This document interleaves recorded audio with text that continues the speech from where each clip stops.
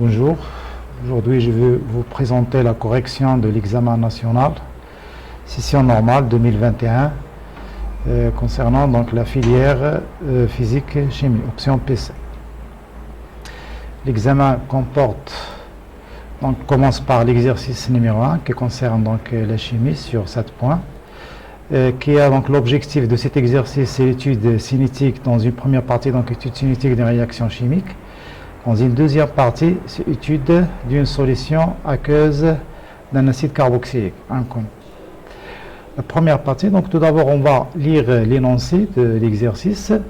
Première partie qui concerne l'étude cinétique d'une réaction chimique. Cette partie de l'exercice se propose d'étudier par conductimétrie la cinétique de la réaction de synthèse d'un savon.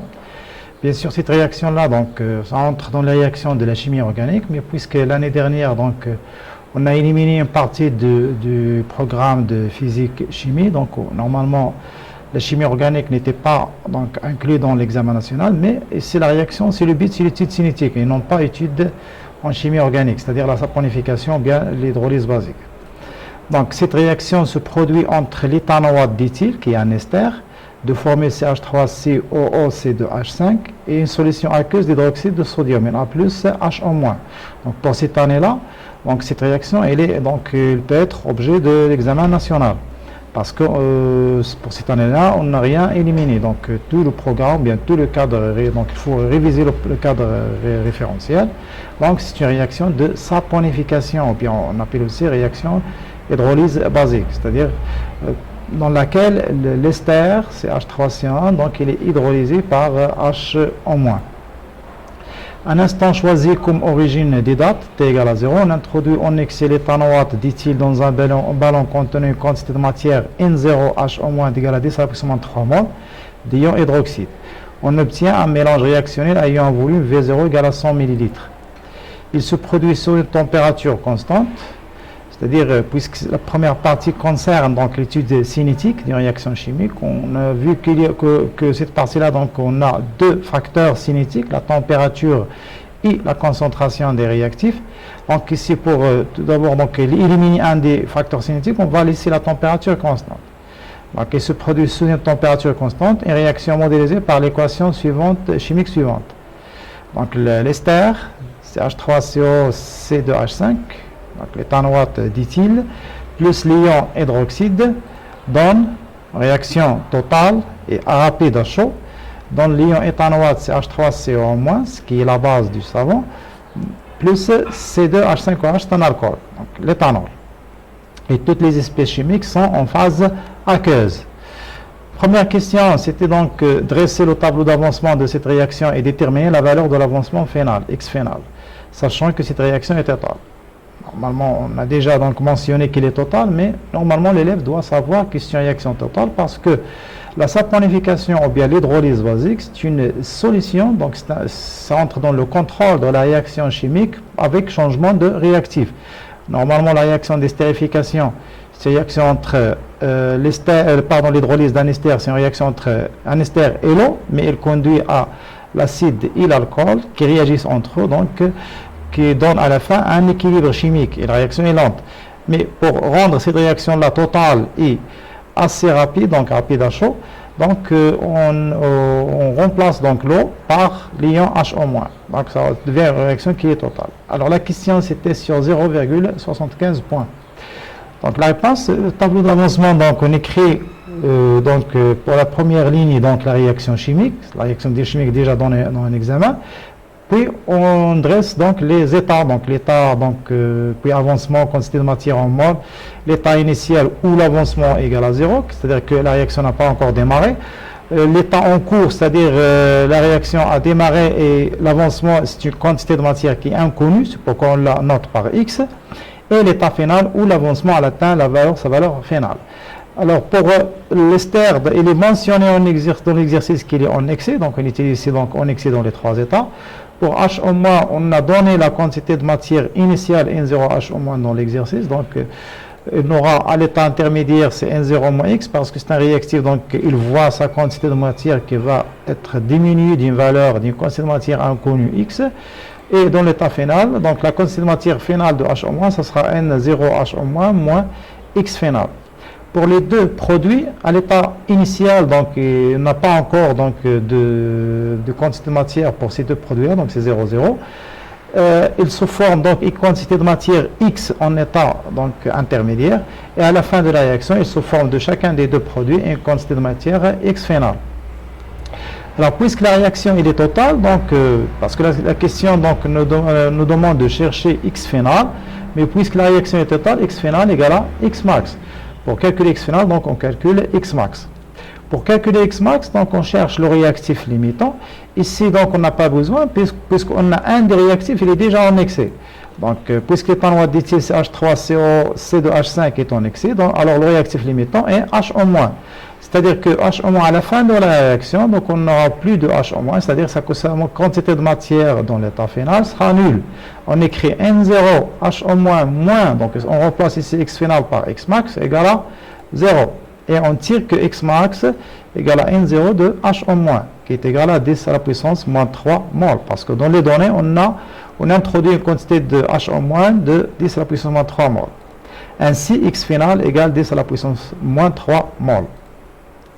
La deuxième question, à chaque instant, la conductivité sigma du mélange réactionnel est, donc on mesure à chaque instant la conductivité sigma du mélange réactionnel. C'est-à-dire, pour suivre l'évolution d'une transformation chimique, on a plusieurs méthodes donc, de suivi. On a une méthode chimique, c'est le dosage, et on a d'autres méthodes physiques. Parmi ces méthodes-là, on a la conductimétrie. Donc, c'est la méthode qu'on a utilisée dans cet exercice-là, bien sûr dans cette expérience-là. Alors, la courbe de la figure 1 ici donc, représente les variations de la conductivité donc, du mélange en Siemens par mètre en fonction du temps. Donc, parce que c'est une étude cinétique, c'est-à-dire une étude temporelle. Donc, la courbe de la figure 1 donne les variations de la conductivité du mélange réactionnel en fonction du temps. La droite T représente la tangente à la courbe au point d'abscisse T1 égale à 4 minutes. Donc, si on voit qu'on a une droite tracée, c'est une droite qui représente la tangente à la courbe à l'instant T égale à 4 minutes. T1 égale à 4 minutes. Alors, l'expression de la conductivité sigma du mélange réactionnel en fonction de l'avancement X de la réaction est sigma égale à 0,25 moins 160 X. Bien sûr, sigma, il est exprimé en Siemens mètre par mètre et X en mol. Donc, la question 2.1, définir le temps de demi-réaction T1 demi. La question est sur 0,25 point. Alors, la définition, c'est le temps de demi-réaction T1 demi et la durée au bout de laquelle l'avancement X de la transformation atteindra la moitié de sa valeur finale. C'est-à-dire, mathématiquement, cette phrase-là, ou bien cette définition-là mathématiquement, donc elle est traduite de la façon suivante. À t égale t1 demi, on a l'avancement à l'instant t1 demi est égal à x final sur 2. Dans notre cas, x final égale à x max, donc on peut écrire x max sur 2. Mais attention d'écrire, donc ce sont les fautes qui se répètent donc, par les élèves, ils écrivent parfois t1 demi égale à x final sur 2. Donc c'est une relation qui est fausse. Donc, à éviter d'écrire ça, donc, parce qu'il est fausse, car le temps il est en secondes, x final il est en mol, donc on ne peut pas écrire une égalité entre deux grandeurs qui n'ont pas la même unité, le système international. La question suivante, c'était de 2, à l'aide de l'expression sigma égale à f de x et de la courbe de la figure 1, déterminer la valeur de t1 demi. La question sur 0,5 points. Alors, on a sigma égale à 0,25 moins 160x. À t égale t1 demi, donc on va chercher sigma, la valeur de sigma à l'instant t égale t1 demi. Puis on va utiliser la courbe pour faire la projection et déduire l'instant t1 demi. Alors à l'instant t égale t1 demi, sigma sigma à l'instant t1 demi égale à 0,25 moins 160x à l'instant t1 demi. Parce que ici on a deux variables, sigma et x. Donc si je cherche sigma 0, donc je dois écrire ici x0, qui est égal normalement à 0. Si je cherche x à l'instant intermédiaire, donc ça sera sigma égal à 0,25 moins 160x. Si je vais chercher sigma final, donc je vais écrire sigma final, c'est 0,25 moins 160x final. Mais ici, on est à l'instant t1 demi, donc je cherche sigma à l'instant t1 demi. Je remplace ici x par x à l'instant t1 demi. Donc, or, d'après la définition précédente, x à l'instant t1 demi, c'est x final sur 2. Et on a déjà calculé la valeur de x final, c'est 10 à la puissance moins 3. Donc, l'application numérique donne sigma 1 demi égale à 0,25 moins 170 à la puissance moins 3 sur 2. Ça sera 0,17 Siemens mètre moins 1. Donc, ici, on a utilisé l'expression sigma égale f de x. Maintenant, on va utiliser la figure. Voilà. Donc, on cherche dans l'axe des ordonnées où se trouve la valeur 0,17 Siemens par mètre. Donc, elle se trouve là, donc ce point-là. On va faire la projection sur la courbe. Donc, on aura un point sur la courbe, c'est celui-là. Et après, on va faire la projection sur l'axe de temps. Et on trouve que T1 demi égale à 4 minutes. Donc, et par projection sur l'axe de temps, on trouve T1 demi égale à 4 minutes. La question suivante, c'était donc montrer que la vitesse volumique de la réaction à un instant t, c'est-à-dire l'état intermédiaire, s'écrit sous la forme V égale moins 1 sur 60 V0 d sigma, la dérivée de sigma par rapport au temps. La question, c'est sur 0,25. Il faut faire attention à l'écriture de cette expression-là, parce que si on a deux lettres V, c'est donc, vaut mieux écrire V minuscule, et ici, il vaut mieux utiliser V majuscule. Donc V majuscule, donc ça désigne le volume, et V minuscule, ça désigne donc la vitesse volumique de la transformation. Par définition, donc la réponse par définition, la vitesse volumique de la réaction, donc c'est V égale 1 sur le volume du mélange réactionnel, et c'est le volume du mélange réactionnel, c'est V0, qui multiplie la dérivée de l'avancement par rapport au temps. Mais dans la courbe, on n'a pas là, donc si on a tracé la courbe de x en fonction de temps, c'est bon, donc on se contente de cette expression-là pour calculer la vitesse. Mais puisque dans la courbe, on a tracé la conductivité sigma en fonction de temps, donc on est obligé donc de changer ici la dérivée de x par la dérivée de sigma en fonction de temps, en utilisant la relation donnée dans l'exercice qui lie sigma à l'avancement x. Alors, on a sigma égale à 0,25 moins 160x. Si on cherche la dérivée longue de sigma, donc ici on a deux méthodes, soit je dérive directement sigma par rapport au temps, ou bien je vais tirer tout d'abord l'expression de x en fonction de sigma, et après je vais dériver par rapport au temps. Voilà, je vois ici la méthode la plus simple, c'est dériver directement sigma par rapport au temps. Donc c'est la dérivée de 0,25 moins 160x sur dt. Puisque 0,1 c'est une constante, donc la dérivée c'est 0. Mais ici on a moins 160, c'est une constante, mais il est multiplié par une fonction qui est x. Donc on garde moins 160 et on remplace x. La dérivée de x par rapport au temps, c'est dx sur dt.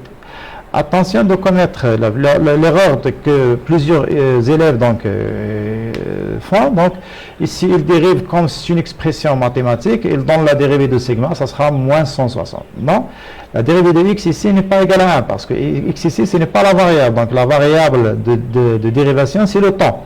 Donc la dérivée de x, ça sera dx sur dt. Donc ainsi, donc, de cette expression-là, on tire l'expression de dx sur dt, ça sera moins 1 sur 160 d sigma sur dt. Donc, je tire dx sur dt, donc je vais rendre le moins de l'autre côté, même 160. Donc, je vais diviser ici par 160. On remplace dans l'expression de la vitesse volumique et on trouve v égale 1 sur v0 qui multiplie moins 1 sur 160 qui multiplie d sigma sur dt, c'est-à-dire la dérivée de la conductivité par rapport au temps. Et finalement, on trouve l'expression demandée dans la question, qui est la suivante là. La question de 4, déterminer en mol mètre moins 3 minutes moins 1 la valeur V1 de cette vitesse à l'instant T1 égale à 4 minutes. Donc, pour chercher donc la vitesse volumique, il lie donc la vitesse à la dérivée, à une dérivée. Donc, en chimie, on n'a pas les fonctions temporelles pour calculer cette dérivée-là. Donc, il faut utiliser donc la méthode graphique. La méthode graphique, c'est la dérivée donc devient à chercher la pente de la tangente à la courbe à l'instant demandé. C'est pourquoi on trace les tangentes des instants là on veut calculer donc la vitesse volumique. On a V égale à moins 1 sur 60 V0 d sigma sur dt. Et donc dans ce cas-là, d sigma sur dt, donc on ne peut pas la calculer donc analytiquement parce qu'on n'a pas l'expression temporelle de sigma, mais on va la calculer donc géométriquement ou bien graphiquement. parce qu'elle représente le coefficient directeur de la tangente t. C'est quoi la tangente t? C'est la tangente à la courbe à l'instant où on demande de calculer la vitesse, c'est-à-dire l'instant t égale à 4 minutes. Donc, ainsi, donc, comment on calcule donc la tangente, ou bien le coefficient directeur, ou bien la pente de la tangente, en changeant donc la dérivée par la variation.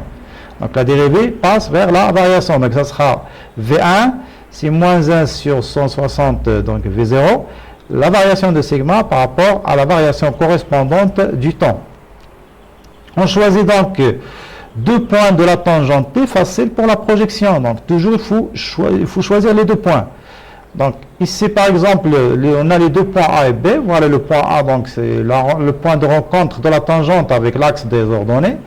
Le point B, c'est le point de rencontre de la tangente avec l'axe des abscisses. Donc, on va tirer les coordonnées de ces deux points et après, on va calculer la vitesse. Alors, les coordonnées du point A, c'est le A, donc l'instant TA, c'est 0 minutes, mais sigma A, c'est 0,22 Siemens par mètre. Parce que c'est donc comment je vais calculer, chercher cette valeur-là. Donc, tout d'abord, je vais prendre ici, on a 0,05 qui correspond à 5 divisions. C'est-à-dire que chaque division, chaque petite division correspond à 0,01. D'accord? Donc, ici, 0,2, ça sera ici 0,21, et ici, ce sera 0,22 Siemens par mètre. Pour le point B, donc, l'instant du point B, donc, ici, c'est 16,8. Bon, ici, on a 16, et chaque petite division ici, là, 0,8, parce que ici, J4 correspond à 5 divisions. Donc, je divise 4 sur 5, ça sera 0,8. Donc, chaque petite division est là, 0,8 minutes. Donc, ici, on a 16, et une petite division après 16, donc ça sera 16,8 minutes. Mais la conductivité correspondante au point B, c'est 0. Je calcule la vitesse V1, je remplace donc ici sigma, la variation de sigma par rapport au temps, ça sera sigma B moins sigma A sur TB moins TA. Et je fais l'application numérique, donc c'est moins 1 sur 160. Le volume V0, c'est 100 ml ici. Bon, j'ai écrit 10 moins 6 en rouge. Il faut faire attention, il faut convertir le volume en mètres cubes, parce qu'on nous demande de chercher la vitesse volumique par l'unité mol, mètre à la puissance moins 3. Donc minute moins 1. Donc ici, donc je remplace sigma B, sigma A et TB, TA. Donc le résultat, ça donne 0,81 mol mètre à la puissance moins 3 minute moins 1. La partie 2, donc c'est une étude d'une solution aqueuse d'un acide carboxylique.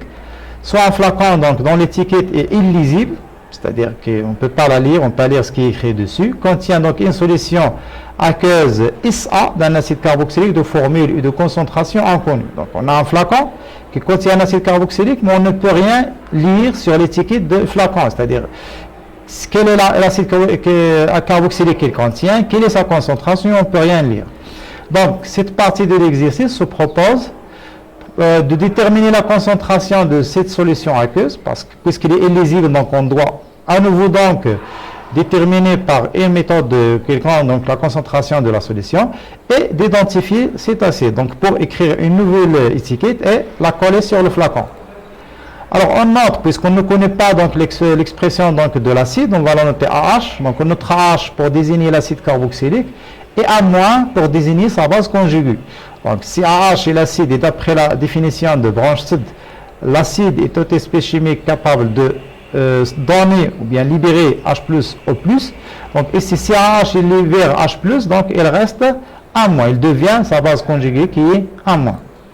Alors toutes les mesures sont réalisées à 25 degrés C, donc toujours en votant donc cette donnée-là, parce que si on a besoin de travailler avec des constantes d'acidité ou bien constantes le produit unique de l'eau, donc on a des valeurs qui sont mesurées à 25 degrés Celsius.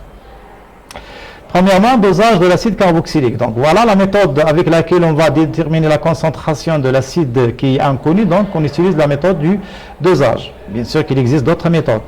Alors on dose donc un volume VA égal à 20 ml de la solution aqueuse SA, donc la solution dont la concentration est inconnue, de concentration CA inconnue, par une solution aqueuse SB d'hydroxyde de sodium, Na+, plus HO-. Donc l'ion sodium et l'ion HO-, de concentration CB égale à 10 moins 1 mol litre moins 1. Donc, quelle est la concentration, donc quel est le but de ce dosage? Donc le but de ce dosage est de déterminer une concentration inconnue qui est CA. Mais je dois doser donc l'acide de concentration connue par une base dont la concentration doit être connue. Donc, la courbe de la figure 2, donc celle-là, donc, elle donne les variations, représente les variations du pH du mélange réactionnel en fonction du volume VB de la solution basique versée. C'est-à-dire, on met l'acide AH dans un bécher, on met la solution d'hydroxyde de sodium dans une burette graduée, et on verse peu à peu la solution basique, et pour chaque valeur, pour chaque volume de la base donc versé, on note bien, donc un système d'acquisition peut noter la valeur de pH, et après on trace la valeur du pH en fonction de VB, le volume de la base versée. Donc la courbe est donnée sur la figure 2. La première question, c'est écrire l'équation de la réaction du dosage. On sait que la réaction de dosage, donc, c'est une réaction qui est totale. Voilà donc le protocole expérimental. Il n'est pas demandé de l'examen, mais moi ici, donc, je le présenterai pour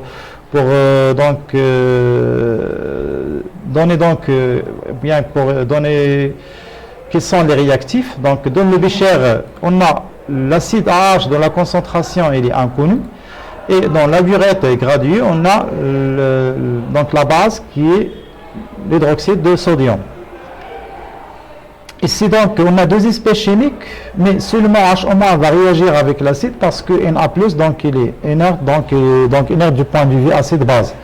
Donc la réaction, ça sera entre l'acide AH et l'ion HO-.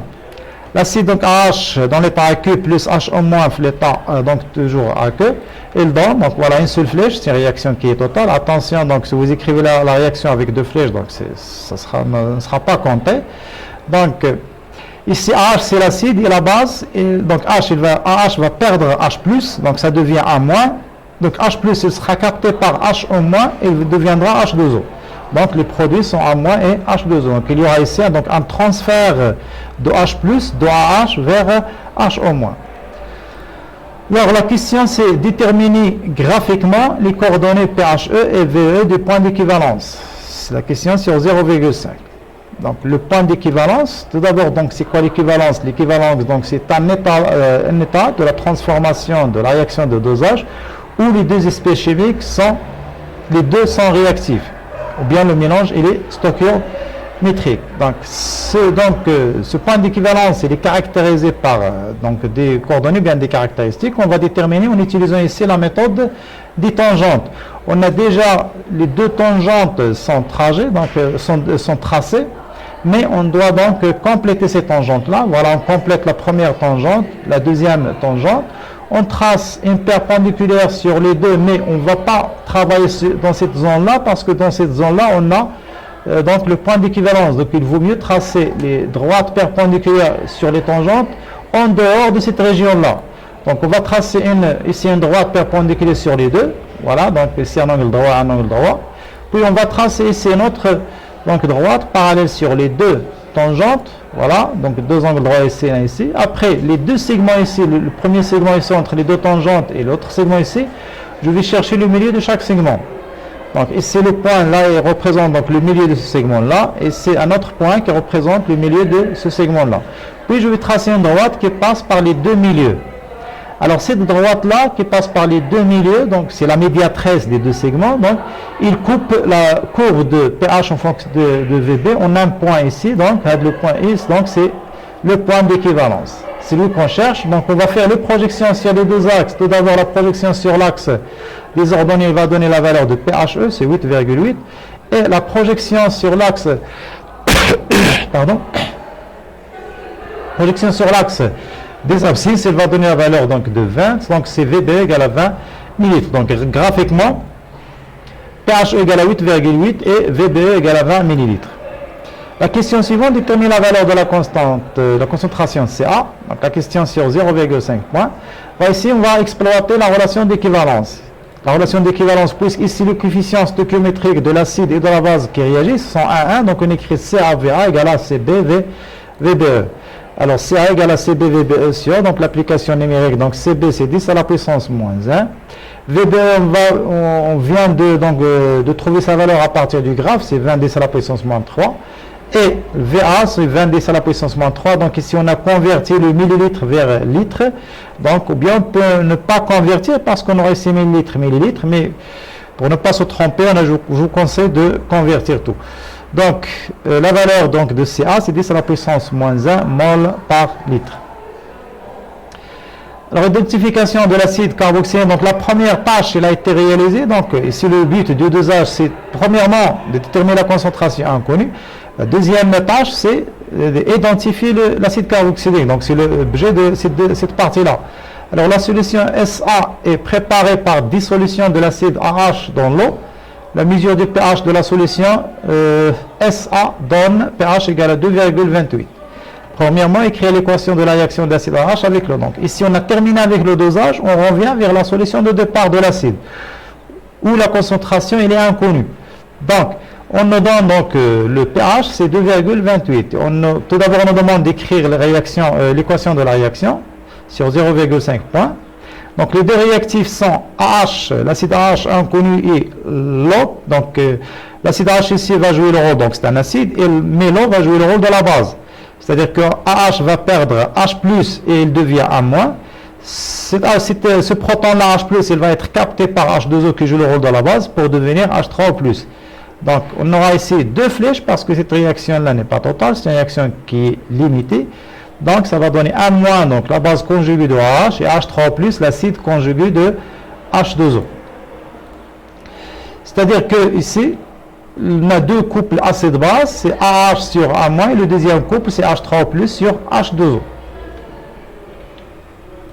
Alors, montrer que le taux d'avancement final de la réaction est égal à 1,32%.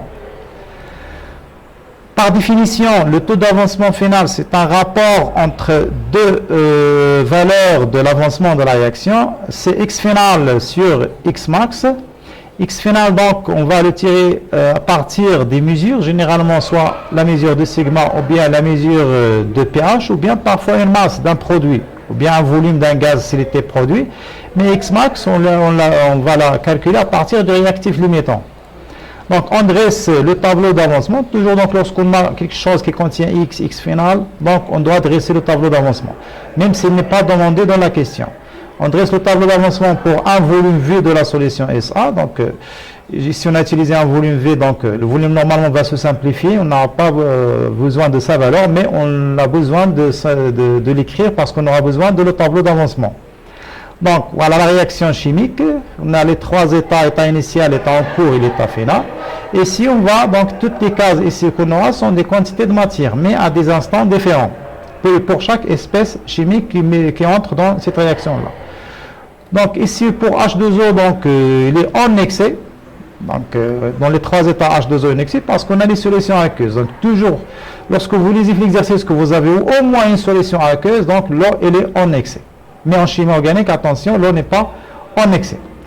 AH, donc on va commencer sa quantité de matière initiale, c'est Ca qui multiplie le volume, parce que par définition, la quantité de matière, c'est la concentration qui multiplie le volume.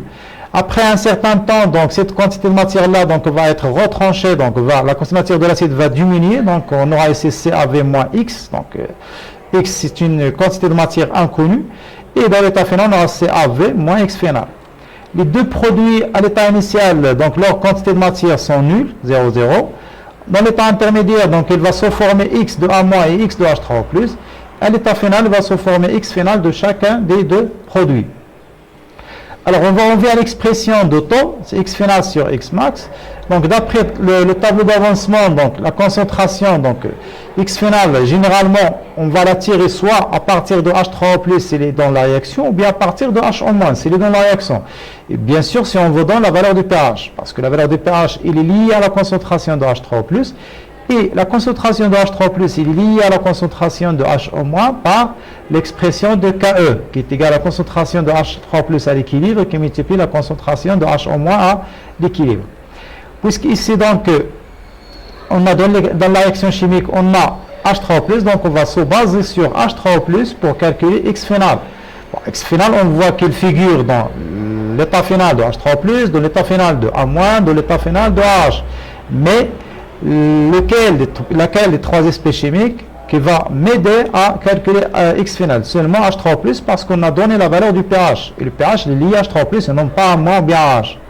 Donc, d'après le tableau d'avancement, la concentration de l'état final de A- égale la concentration de l'état final de H3+, qui est égal à X final sur V, parce que chaque ion il a une quantité de matière finale. Pour calculer la concentration, on divise la quantité de matière sur le volume. Et le volume, ça sera le volume de la solution, V. On peut tirer donc X final de cette expression-là, et qui est égal à la concentration de H3+ final qui multiplie le volume. On remplace l'expression de H3+ final, la concentration, par 10 à la puissance moins pH. Donc ça sera 10 à la puissance moins pH fois V. Alors, pour calculer donc X max, on va chercher le réactif limitant. Or, puisqu'il est en excès, donc le réactif limitant il est connu, c'est H. Donc, implique donc l'eau en excès, l'acide H et le réactif limitant. Donc, si la réaction normalement était totale. C'est-à-dire, je peux écrire CAV moins X max. Attention ici, lorsqu'on cherche le réactif limitant, il faut remplacer X final par X max égale 0. C'est-à-dire que X max égale à CA fois V. On revient à l'expression d'auto, donc je remplace X final par 10 à la puissance moins pH sur V, fois V, et l'expression de X max par CA fois V, on simplifie par V, donc ça reste 10 à la puissance moins pH sur CA. Donc il faut écrire l'expression littéraire avant de donner l'expression, la valeur numérique, parce que chaque chose est là sa note. Donc, l'application numérique, donc tau, c'est 10 à la puissance moins 2,81 sur 10 moins 1, qui est égal à 0,0132, qui est égal à 1,32%. C'est ce qu'on nous demande de calculer, que tau est égal à 1,32%. La question d'après, donc, déterminer l'expression du quotient de la réaction, que R est à l'équilibre en fonction de CA tau. Vérifie que sa valeur est correcte, égale à 1,77, 10 moins 5. La question, c'est 0,75. Or, on sait que REC, c'est le produit des concentrations des produits à l'état d'équilibre sur le produit des réactifs à l'état d'équilibre. Donc, ici, si on revient à la réaction, donc les produits, on a A- et H3+, et les réactifs, on a H et H2O. Mais puisque H2O dans l'état liquide, donc sa concentration ne figure pas de l'expression de R à l'équilibre, donc on considère que c'est comme égal à 1. Donc, il me reste seulement la concentration de A- à l'équilibre qui multiplie la concentration de H3+ à l'équilibre sur la concentration de l'acide H à l'équilibre. D'accord? Il faut attention ici, que c'est-à-dire équilibré, non pas équivalence. Alors, d'après le tableau d'avancement, les deux concentrations, donc cette relation l'a déjà écrite, donc la concentration de H3+ égale la concentration de H- c'est X final sur V. On peut tirer donc la concentration de AH d'après le tableau d'avancement. On revient au tableau d'avancement. Donc la concentration de l'espèce AH à l'état d'équilibre, ça sera sa quantité de matière à l'état final qui est divisible sur le volume. C'est-à-dire ça sera CAV moins X final sur V. Donc la concentration de AH à l'état final, c'est CAV moins X final sur V. Ça sera CAV sur V moins X final sur V. Donc, ça sera CA moins X final sur V. Or, si on revient à cette expression-là, X final sur V, c'est la concentration de H3+ à l'état final. Donc, la concentration de l'acide à l'état final égale la concentration initiale de l'acide moins la concentration finale de H3+. Je porte ces deux expressions-là dans l'expression de correct. Ça sera ici, donc, au numérateur, donc c'est H3+ au carré, à l'état de la concentration de H3+ au carré, à l'équilibre. Bon, ici, donc, je ne dois pas normalement mélanger EC et F, soit j'utilise seulement EC ou bien j'utilise seulement F. Donc, ici, j'ai exprès donc, j'ai fait cette écriture-là, donc, cette écriture, il faut éviter. Donc, il faut soit utiliser EC, soit F. Il ne faut pas mélanger entre les deux. Et il faut respecter, donc, la question. Puisque la question, donc, on a correct, donc, ici, ça sera normalement, au lieu de travailler avec F, on va travailler avec EC.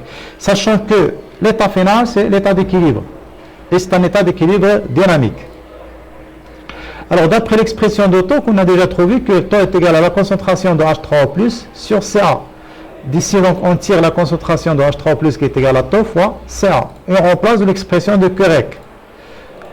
Donc, ça sera ici 6 fois taux A au carré sur Ca moins Ca fois taux. On factorise par un Ca, donc ça sera QREC égale CA, donc ici on factorise par CA, après on va simplifier avec un CA.